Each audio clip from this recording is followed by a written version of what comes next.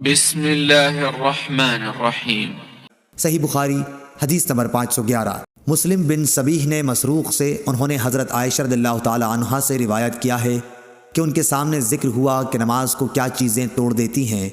لوگوں نے کہا کہ کتا، گدھا اور عورت بھی نماز کو توڑ دیتی ہے جب سامنے آ جائے۔ حضرت عائشہ رضی اللہ تعالی عنہا نے فرمایا کہ تم نے ہمیں کتوں کے برابر بنا دیا، حالانکہ میں جانتی ہوں کہ نبی کریم صلی اللہ علیہ وسلم نماز پڑھ رہے تھے۔ میں آپ کے اور آپ کے قبلے کے درمیان سامنے چارپائی پر لیٹی ہوئی تھی۔ مجھے ضرورت پیش آتی تھی اور یہ بھی اچھا نہیں معلوم ہوتا تھا کہ خود کو آپ کے سامنے کر دوں، اس لیے میں آہستہ سے نکل آتی تھی۔ آمش نے ابراہیم سے، انہوں نے اسود سے، انہوں نے عائشہ رضی اللہ تعالی عنہا سے اس طرح یہ حدیث بیان کی۔ صحیح بخاری حدیث نمبر 512۔ حشام بن عروہ نے بیان کیا، کہا مجھ سے میرے باپ نے حضرت عائشہ رضی اللہ تعالی عنہا کے واسطے سے بیان کیا۔ وہ فرماتی تھیں کہ نبی کریم صلی اللہ علیہ وسلم نماز پڑھتے رہتے اور میں آپ کے سامنے بچھونے پر آڑی سوتی ہوئی پڑی ہوتی۔ جب آپ وطر پڑھنا چاہتے تو مجھے بھی جگا دیتے اور میں بھی وطر پڑھ لیتی تھی۔ صحیح بخاری حدیث نمبر 513۔ عبداللہ بن عبد الرحمن سے روایت ہے، انہوں نے نبی کریم صلی اللہ علیہ وسلم کی زوجہ مطہرہ حضرت عائشہ رضی اللہ تعالی عنہا سے کہ آپ نے فرمایا، میں رسول اللہ صلی اللہ علیہ وسلم کے سامنے سو جایا کرتی تھی، میرے پاؤں آپ کے سامنے پھیلے ہوئے ہوتے، جب آپ سجدہ کرتے تو پاؤں کو ہلکے سے دبا دیتے اور میں انہیں سکیڑ لیتی، پھر جب قیام فرماتے تو میں انہیں پھیلا دیتی۔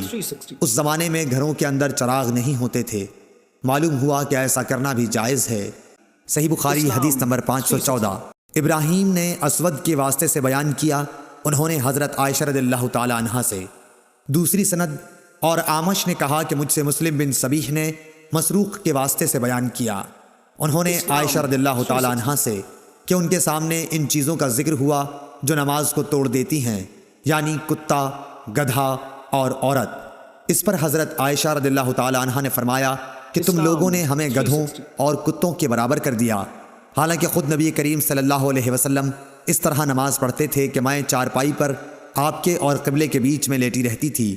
مجھے کوئی ضرورت پیش آتی اور چونکہ یہ بات پسند نہ تھی کہ آپ کے سامنے جب کہ آپ نماز پڑھ رہے ہوں بیٹھوں اور اس طرح آپ کو تکلیف ہو، اس لیے میں آپ کے پاؤں کی طرف سے خاموشی کے ساتھ نکل جاتی تھی۔ صحیح بخاری حدیث نمبر 515۔ ابن شہاب نے اپنے چچا سے پوچھا کہ کیا نماز کو کوئی چیز توڑ دیتی ہے، تو انہوں نے فرمایا کہ نہیں، اسے کوئی چیز نہیں توڑتی، کیونکہ مجھے عروہ بن زبیر رضی اللہ تعالی عنہ نے خبر دی ہے کہ نبی صلی اللہ علیہ وسلم کی زوجہ مطہرہ حضرت عائشہ رضی اللہ تعالی عنہا نے فرمایا کہ نبی کریم صلی اللہ علیہ وسلم کھڑے ہو کر رات کو نماز پڑھتے اور میں آپ کے سامنے آپ کے اور قبلے کے درمیان عرض میں بستر پر لیٹی رہتی تھی۔ صحیح بخاری حدیث نمبر 516۔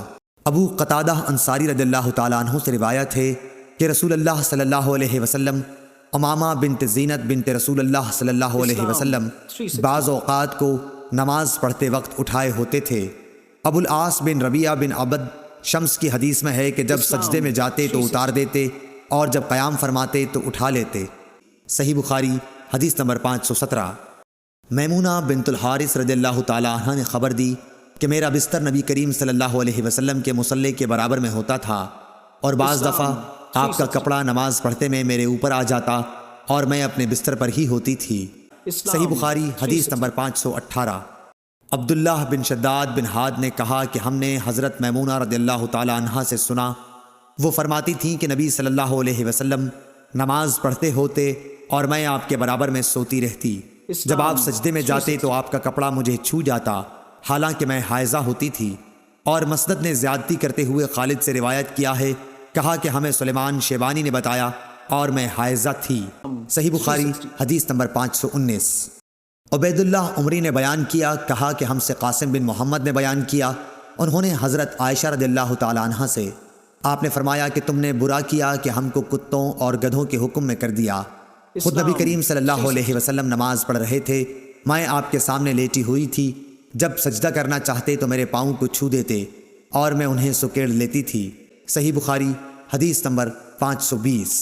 عمرو بن میمون نے عبداللہ بن مسعود رضی اللہ تعالی عنہ سے کہا کہ رسول اللہ صلی اللہ علیہ وسلم کعبے کے پاس کھڑے نماز پڑھ رہے تھے، قریش اپنی مجلس میں قریب ہی بیٹھے ہوئے تھے، اتنے میں ان میں سے ایک قریشی بولا اس ریاکار کو نہیں دیکھتے؟ کیا کوئی ہے جو فلاں قبیلے کے ذبح کیے ہوئے اونٹ کا گوبر، خون اور اوجڑی اٹھا لائے، پھر یہاں انتظار کرے، جب یہ حضور صلی اللہ علیہ وسلم سجدے میں جائے تو گردن پر رکھ دے؟